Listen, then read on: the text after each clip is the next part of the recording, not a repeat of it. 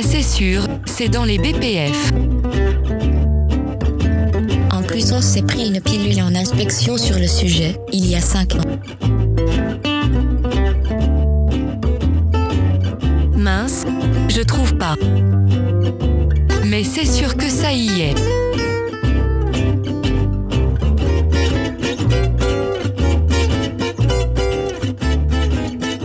Bonjour à tous et bienvenue dans cet épisode 22 de C'est marqué dans les BPF. Alors aujourd'hui nous sommes à la 3P, mais on a enregistré un épisode en avance pour vous satisfaire quand même pendant votre jogging, pendant votre trajet au boulot, etc. On va aller vite parce que Arnaud n'a pas beaucoup de temps pour manger. Avec moi aujourd'hui, Romain. Comment ça va, Romain ? Ça va, moi j'ai le temps. Mélanie, comment ça va ? Ça va aussi, j'ai le temps. Et je passe Arnaud et on commence directement pour... Non, Arnaud, ça va ? Ouais, ça va. Allez, on y va. Allez, enchaîne. Allez, alors on recommence là où on était resté la dernière fois à procédure et enregistrement 4.22, réception, à celui qui lit. 4.22. La réception de chaque matière première, dont les produits vrac intermédiaires et finis, et les articles de conditionnement primaire, extérieur ou imprimés, doit faire l'objet d'une procédure et d'enregistrement écrit à réception pour chaque livraison. Ouais, checklist souvent, avec des cases à cocher. Ah, on n'en a pas parlé quand on a parlé des dossiers de l'OD. C'est bien pour ça que je place la pardon. On continue, non, mais sinon c'est mort, on va dériver. 4.23. Les enregistrements de réception doivent comporter A. Le nom du produit inscrit sur le bon de livraison et les récipients. B. Le nom donné dans l'établissement, si différent de A, et son code. C. La date de réception. D. Le nom du fournisseur et le nom du fabricant. E. Le numéro de lot du fabricant ou le numéro de référence. F. La quantité totale et le nombre de récipients reçus. G. Le numéro de lot attribué après la réception. Et H. Tout autre commentaire pertinent. Ah, on l'aime celui-là. J'aime bien le si différent de A. Ah ouais, putain. Ça va les gars, vous savez ce que vous êtes en train de faire là ? Autant des fois c'est sujet interprétation là. J'ai déjà dû traiter des événements, des anomalies d'erreurs de commande parce que les noms se ressemblaient. Et puis finalement, quand tu as le truc à réception, tu dis ah maman, j'ai pas commandé la bonne chose. Donc je sais que nous il y a un travail d'identifier en interne les matières avec le nom du fournisseur pour éviter la confusion. Mais après, quand tu commandes chez plusieurs fournisseurs, là ça devient complexe. Parce que chacun a sa manière d'organiser sa dénomination. Bah, figure-toi que les dénominations, grâce au projet... C'était quoi, Romain, le projet de chimie, là Rich, voilà, c'est ça. Ouais, bah, normalement, ça s'est harmonisé, ouais. Tu sais, là, c'est pas lié spécifiquement à l'article 4.23, mais ça fait déjà 23 points qu'on est dans le chapitre 4. Et il y a un truc qui commence particulièrement à m'irriter sur ce chapitre sur la documentation, c'est qu'on voit partout une procédure. C'est quoi une procédure ? Et est-ce que c'est le bon terme dans les BPF au final de parler de procédure ? Parce que finalement, c'est là où on se retrouve avec des procédures qui décrivent du mode opératoire ou des procédures qui décrivent des instructions. En fait, ce terme de procédure... moi, ça commence à m'irriter de le voir partout écrit, et du coup, c'est comme ça qu'on se retrouve avec un empilement de procédures dans les systèmes documentaires, sans lien les uns avec les autres, enfin, sans lien les unes avec les autres, et sans queue ni tête, mais parce qu'on fait des procédures.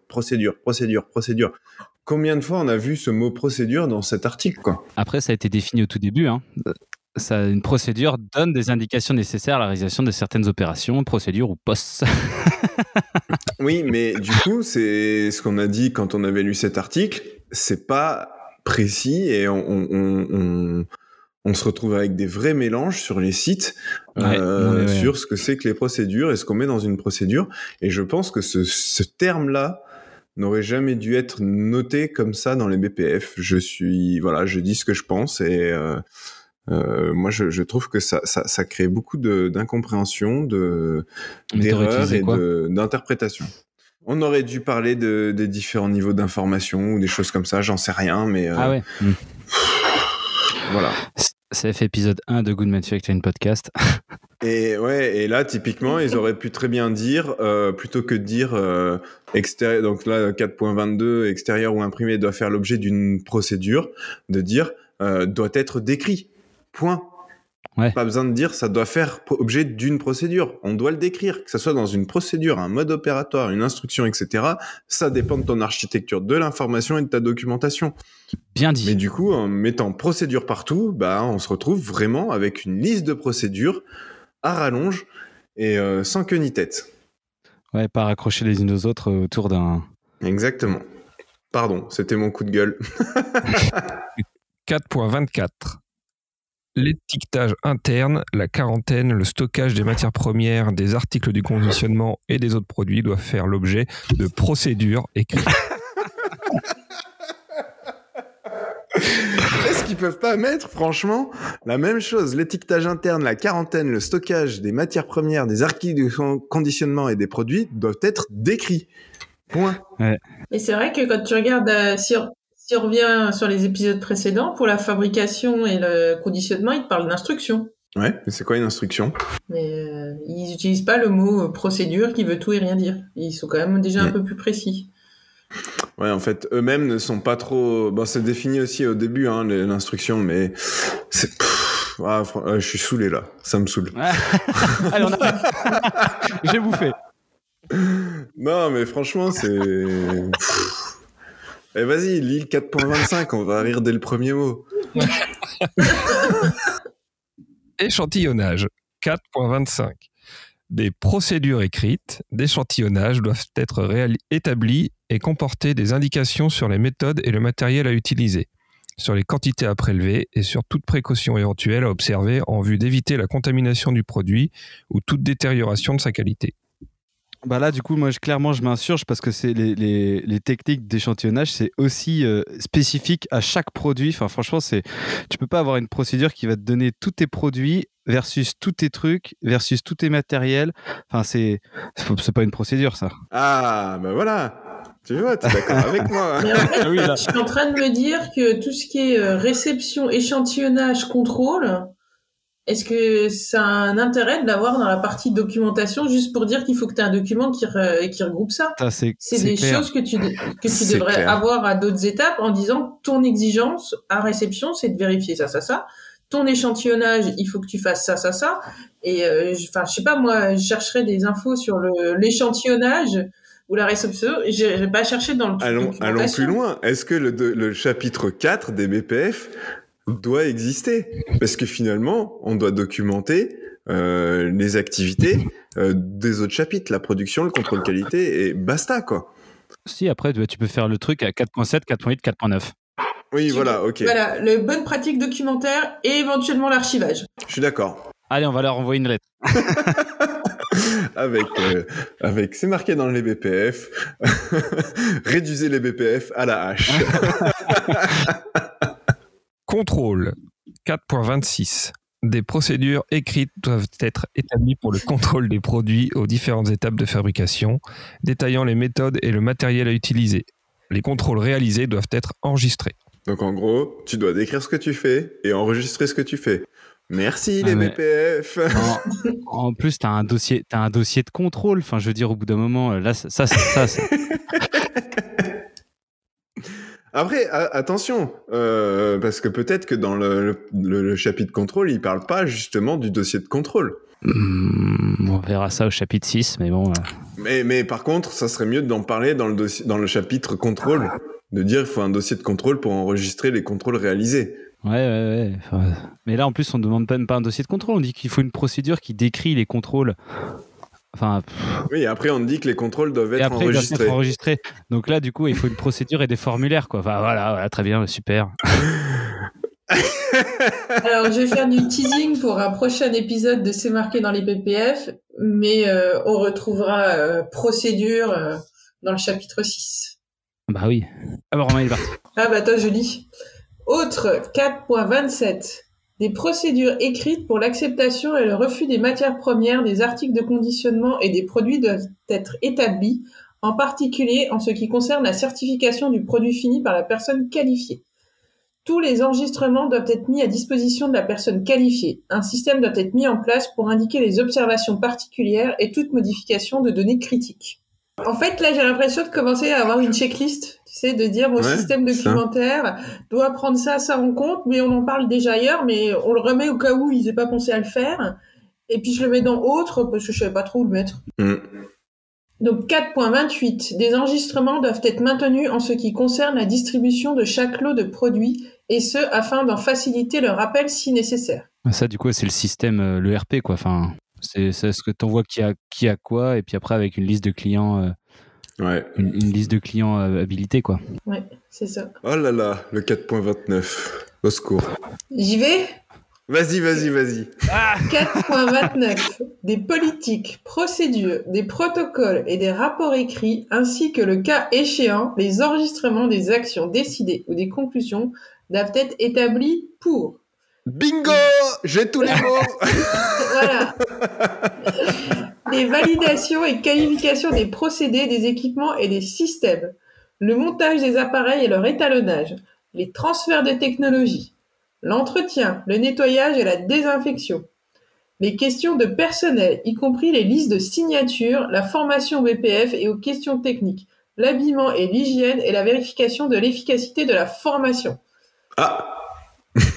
La surveillance de l'environnement, la lutte contre les nuisibles, les réclamations, les rappels, les retours, la maîtrise des changements, les investigations des déviations et des non-conformités, les audits de qualité interne, conformité au BPF, le cas échéant, ne l'oublions pas celui-là, les résumés de données, par exemple la revue qualité produit, et pour finir, les audits des fournisseurs.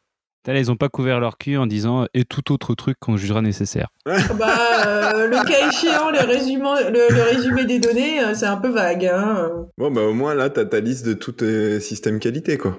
Mais je suis en train de me dire s'il en manquait un.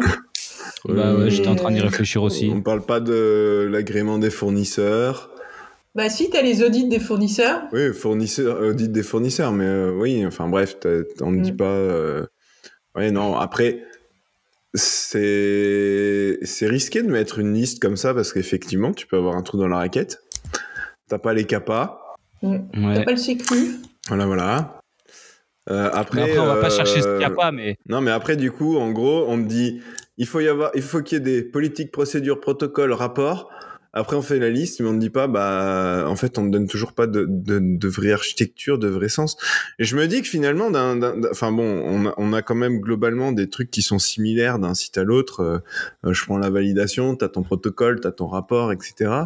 Mais, c'est ce qui manque. La prod. Dans tout ce qu'il décrit, là, t'as toujours pas produit. Hein. Ouais, c'est pas faux. En fait, là, en faisant ça, du coup, ils sont sûrs qu'il y aura un truc qui décrit tout ça. Mais du coup, voilà, c'est exactement ce que t'as dit un peu plus avant. En fait, tu fais ça, tu réfléchis plus à ton architecture, mais t'envoies comme ça une flopée de 15 procédures qui sont pas reliées dans un processus cohérent, quoi. Mais je vais même plus loin. C'est tu réfléchis plus à ton architecture, tu réfléchis même plus à tes process. Tu fais la liste de ça, tu décris des trucs là-dedans, et en fait, tu te retrouves à faire tes process pour qu'ils soient décrits. Enfin, tu te retrouves à faire des procédures pour répondre à ton exigence BPF, plutôt qu'à mettre en place des process. Et comme c'est nécessaire pour faire rendre les gens autonomes, à les décrire dans des documents qui permettent aux gens de savoir qu'est-ce qu'ils doivent faire. En fait, t'as inversé le truc, quoi. Ouais. Et je pense que c'est une des divergences à mon avis qu'il y a eu par rapport à ISO, parce que dans ISO, t'as pas ça. Non. Et après, point de détail, j'aimerais bien qu'on revienne dans toute cette liste à Prévert, là. Le petit point est la vérification de l'efficacité de la formation. Qui fait ça ? Si, tu fais un questionnaire après les avoir assis pendant 2 heures, 3 heures devant un PowerPoint. Ça permet vraiment de se rendre compte que la formation est efficace. Et tu leur donnes un questionnaire avec des cases à cocher pour savoir s'ils ont bien compris la formation. Ouais. Les audits internes, observation de tâches, voilà, bon. Oui, ça marche, ça c'est vrai, oui. On est tous convaincus que ça marche bien, ça. Ça marcherait, mais il faut l'organiser différemment, quoi. Oui, mais on a fait un audit interne parce que c'est marqué qu'il faut une procédure ou une politique ou un protocole ou un rapport sur les audits de qualité interne. Ouais. Oh là là, je suis en forme aujourd'hui. C'est parce que je commence à avoir faim. Il a faim, là. Bon, je finis, il y a encore 3 points et je pense, Arnaud, le point suivant, il va te plaire. 4.30. Des modes d'emploi clairs doivent être disponibles pour les équipements de fabrication et de contrôle principaux. T'as vu, ils ont changé, ils parlent plus de procédure. Ouais. Les procédures d'utilisation. Mode d'emploi, ouais. Mais pourquoi juste pour les équipements ? On peut avoir des modes d'emploi nécessaires pour d'autres choses que les équipements, quoi. 4.31. Les équipements principaux ou critiques en fabrication comme en contrôle de la qualité et les locaux de production doivent être accompagnés d'un cahier de route mentionnant par ordre chronologique et selon les cas, l'utilisation qui en est faite, les opérations d'étalonnage, d'entretien, de nettoyage ou de réparation avec les dates et les noms des personnes ayant effectué ces opérations. Ça, c'est bien. C'est bien, mais alors du coup, ce qui est trop intéressant, tu vois, c'est vrai que c'est bien, mais par contre, c'est à toi de réfléchir pourquoi c'est utile et à quoi ça va te servir. Ouais, mais du coup, combien de fois on a les gens qui se posent des questions sur qu'est-ce que je dois mettre dans mon cahier de route et pour quel équipement ? Ah, là, c'est marqué, hein, équipements principaux ou critiques en fabrication ou en contrôle qualité, donc principaux ou critiques, hein. On voit des sites où on a des cahiers de route pour des trucs qui sont ni principaux ni critiques, hein. Mais au moins, c'est clair. Qu'est-ce qu'on doit trouver dans le cahier de route, par ordre chronologique, l'utilisation qu'on en fait, l'étalonnage, l'entretien, les nettoyages, les réparations. Et ça, du coup, ça te dispense de le foutre dans le dossier de l'OBing. Et voilà. C'est ça. Par contre, il faut les auditer régulièrement pour voir si c'est à jour. Et oui. Ouais. J'allais dire, vous avez quelle manière d'organiser un avis sur l'organisation des cahiers de route ? C'est que tu mets toutes les activités les unes à la suite des autres. Comme ça, t'es chronologique, ou tu fais des sections avec justement l'utilisation, la maintenance, le nettoyage. Alors moi, je suis plutôt dans la chronologie. Ouais, mais après, le problème, c'est que quand tu fais ton étalonnage tous les 3 mois ou tous les 6 mois, pour le retrouver, pour être sûr que tu l'as fait à la bonne fréquence, il faut que tu fasses X page du... En fait, toi, tu veux dire une page de garde qui va à tous les étalonnages, quoi, par exemple. Bah voilà, et là, au moins, tu peux facilement identifier tes fréquences et ton respect des fréquences. Mais tu perds... le côté chronologique de toutes les étapes du cahier de route, quoi. Mais au moins, quand tu cherches des informations, c'est beaucoup plus efficace. Par contre, si un jour tu dois faire une investigation sur dire est-ce que l'étalonnage a créé un problème, bah, faut que tu prennes des informations. C'est exactement ça. Ouais. C'est là où c'est trop chiant. C'est genre, ah oui, mais là, il y a un étalonnage, du coup, on l'a envoyé, du coup, on a mal remonté. Enfin, tu vois. Et je préfère, moi, avoir l'enchaînement chronologique de on a fabriqué slow, puis après on a envoyé un étalonnage, puis après machin, etc. Après, si tu as un truc que tu fais tous les 6 mois, comme tu prenais l'exemple, pourquoi est-ce que tu le marques pas à 2 endroits tous les 6 mois ? Au final, c'est pas ça qui va augmenter vraiment la charge, c'est le truc du quotidien. Quand tu cherches des informations spécifiques et que tu as X pages du logbook à vérifier, enfin, quand tes informations elles sont noyées aussi, tu risques de zapper un truc, quoi. Ouais. Après, on parle pas d'un bouquin de 500 pages non plus. C'est un équilibre entre les deux, quoi. Il n'y a pas de... Mais je veux dire, de toute façon, ton étalonnage, tu dois avoir... si je reprends ton exemple, tu devrais avoir, à mon sens, je sais pas encore si c'est marqué dans les BPF, je me rappelle plus, mais une étiquette sur ton équipement qui dit dernier étalonnage fait à tel moment. Sauf si tu fais des étalonnages tous les jours, et là la question de la chronologie versus des pages dédiées ne se pose plus. Oui, mais sur un truc que tu fais tous les 6 mois, ça devrait être affiché sur l'équipement, quoi. Pour que au quotidien, l'opérateur, quand il prend son équipement, il puisse voir oui ou non mon équipement il est ok ou pas, quoi. Pas sans avoir à retourner dans le logbook à chaque fois. Enfin, c'est mon avis. 4.32. Une liste des documents inclus dans le système de gestion de la qualité doit être maintenue à jour. Ah, bah avec tout ce qu'ils nous ont demandé là, c'est bon, il y a du boulot pour plusieurs personnes. Hein. Ouais, mais du coup, déjà, quand tu as une GED, une gestion électronique des documents, ça, c'est automatiquement fait. Par contre, ce qui est cool, par rapport à l'approche que nous, on a décrit, c'est que si jamais tu as décrit, tu as organisé ta documentation par rapport au niveau d'information, et bien là, du coup, tu peux avoir une liste de ta documentation organisée via le process. Et en fait, t'as pas de liste. En fait, tu as une suite d'étapes logiques qui vont te présenter en fait l'ensemble de ta documentation, quoi. Et ça, c'est grave classe. Bah ouais, mais c'est pas ce que demandent les BPF. Ou avoir les interactions entre les documents, le lien qu'ils ont. Quand tu es sur un document, il est lié à tel document pour x, y raison. Et tu arrives plus facilement à te... Ah, ça, après, il y a des gens qui le font à la pyramide documentaire. De quoi ? La pyramide documentaire, il y a des gens qui le font aussi pas mal comme ça. La pyramide documentaire, au secours. Le labyrinthe documentaire, tu veux dire, oui. Ouais, c'est vrai, franchement, c'est vrai. La piscine de documents. En fait, tu sais, c'est une bonne analogie, la pyramide documentaire, parce que finalement, dans les pyramides égyptiennes, à l'intérieur, c'est un vrai labyrinthe, mais à l'extérieur, ça représente bien. Bah, c'est pareil, là, t'as une belle pyramide documentaire, mais dès que tu veux des informations à l'intérieur, c'est le labyrinthe. C'est bête. Bon, bah, ça y est, on a fini le chapitre 4, documentation, et on s'attaquera la prochaine fois au chapitre 5, production. Bravo à tous et merci à tous ceux qui nous ont suivis jusqu'au chapitre 5. 35 pages de BPF déjà passées. Donc là, vous avez déjà une bonne tranche de connaissances sous votre ceinture. Et puis du coup, on se retrouve la semaine prochaine pour un nouvel épisode. Merci à tous. Ouais. Ciao, Merci ciao. à tous. Ce chapitre 4, ça aurait été une vraie souffrance. Allez, à la semaine prochaine.